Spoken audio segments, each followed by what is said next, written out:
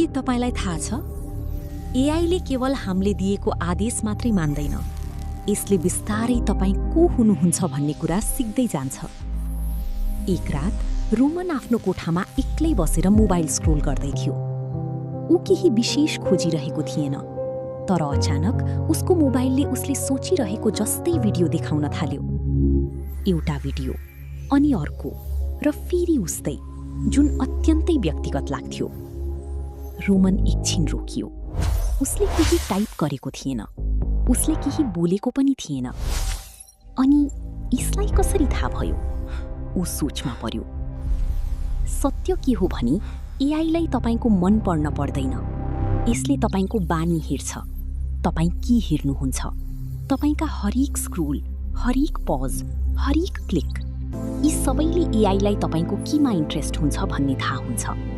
र बिस्तारै तपाईले थाहा नपाउँदै यसले तपाईको के सोच्नुहुन्छ र के विश्वास गर्नुहुन्छ भन्नेमा पनि प्रभाव पार्न थाल्छ। एआई कति स्मार्ट छ भन्ने होइन, साँचो प्रश्न के हो भने के तपाईँ आफ्नो नियन्त्रणमा हुनुहुन्छ कि एआईको? यस्तै रमाइला र ज्ञानवर्धक भिडियोहरू हेर्न चाहनुहुन्छ भने अहिले नै हाम्रो च्यानल सब्स्क्राइब गर्नुहोस् र बेल आइकन पनि थिच्न नभुल्नुहोस्।